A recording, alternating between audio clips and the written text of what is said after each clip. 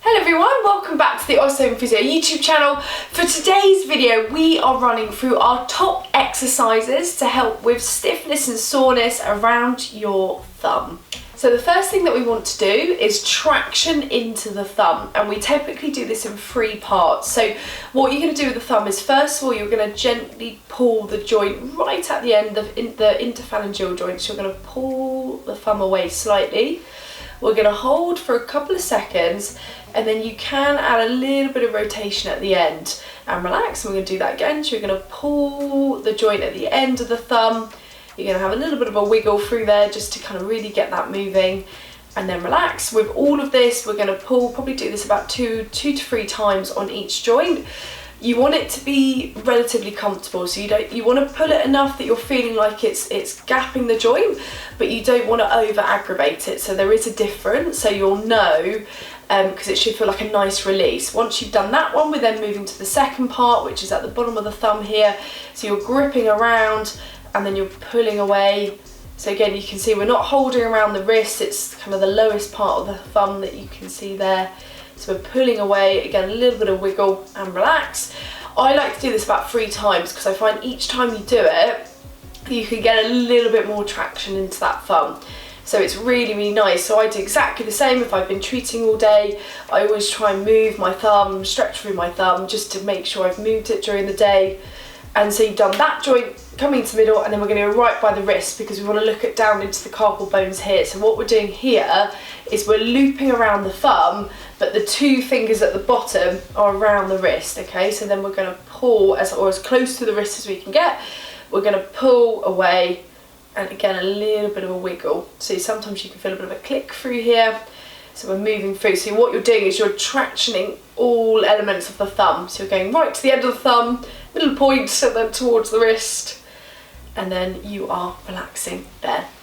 Next, we want to stretch out into the muscles of the thumb. So again, you want to be really careful when you're doing this. So you want to feel enough of a stretch through here, but you don't want to force it. So what you're going to do is, using the other hand, imagine the hands relax, the other hand you're going to gently pull the thumb back, okay? Where I can feel this stretch, so I'll typically hold this for about 10 to 15 seconds, I can feel it really specifically over this pad here, which is what we want, okay? So we don't want to force it, that we don't want to be dislocating thumbs or anything like that. You want to push it so that you can just feel the stretch in here. So the first thing is I will isolate obviously through the thumb, which is what we're working on today. So holding this between 10 to 15 seconds, so really feeling that really nice stretch across there. And then just to integrate it through the whole of the palm and into the rest of the fingers, I will cross the fingers over and then push my hands away. So you see what I'm doing is I'm leaning and straightening through my elbows. So what you're doing here is you're pushing away, is you're stretching all through the palm on both sides, which makes such a big difference. So you're stretching back here. So you're holding that again for 10 to 15 seconds. So it's really, really important that we're stretching through. So we've stretched the thumb, we've stretched out the hands. We will isolate a little bit more of a tennis ball later into that thumb to go a little bit deeper, and then we're relaxing there. Next, we want to stretch around the back of the thumb. So this one you've got to be really careful of, because if you've got de Quervain tenosynovitis, or you've got thickening of the tendons around the back of the thumb, so we're thinking of the arthritis symptoms here, and you've tightened around those tendons as well, this is also a test for positive sign of that. So we have done a separate video on that if you need to treat this area. But if this isn't too painful and we're just trying to release tightness, this is a fantastic stretch. So you want to clasp your fingers over your thumb. So your thumb's coming down, clasping it around, and then you're going to pull the thumb away. So you're going to move the wrist away. So the stretch is over the top of the thumb. So you think if you've got a little bit of wear and tear in this joint and it's getting really stiff and really sore, you imagine if you pulled the thumb back one way and then you're stretching it the other way, you're just really opening up around that area. So really, really important. Lovely stretch through here.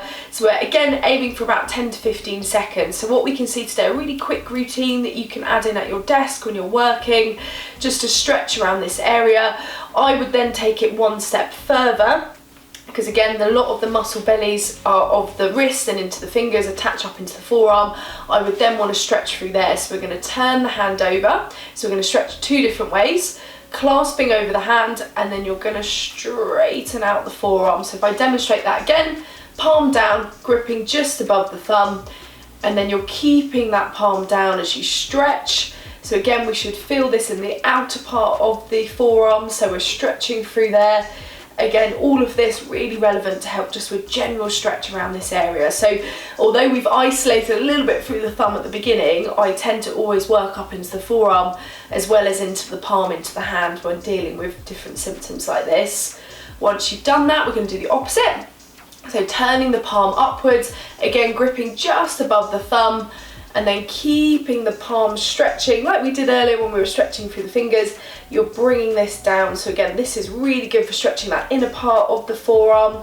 So I turn to face you this way, because you can see we are stretching through the palm. So although we're not directly stretching through the thumb, it will have an impact on how you're moving through your wrist and your thumb. And we're going to hold that for about 10 to 15 seconds, and then gently releasing back there. Finally, we're going to use a tennis ball to release around the palm and around the thumb. So we're going to look at two different things. So first of all, we're going to roll the hand onto the tennis ball. What this is going to do is going to release a lot of tightness. So you want to imagine that you're moving your palm over the tennis ball on a hard surface. So as we're doing this, we're relaxing around the thumb, we're releasing around the base of the thumb.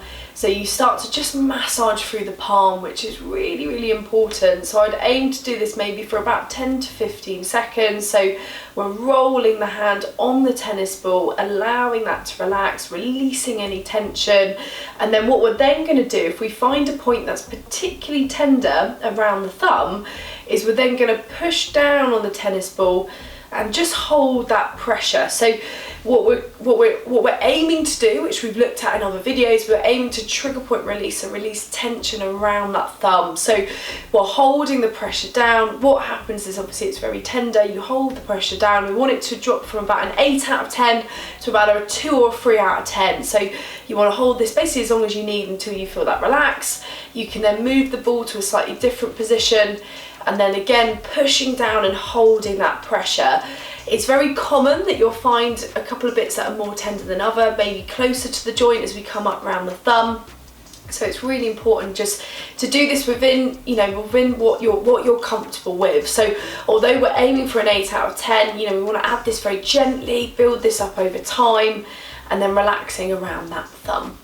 As with all of our routines, you want to make them sustainable for your week. So if you're someone who is struggling with tension around the thumb or the forearm, particularly when you're working, if you're doing a physical job or a desk job, maybe add this in once a day, in your lunch break, either after work, just to see if we can look at a more preventative lifestyle around this thumb, so getting it moving, rather than waiting for it to get really, really sore. So if you're someone who uses their thumb all of the time and you can feel it getting sore, try adding this in once a day.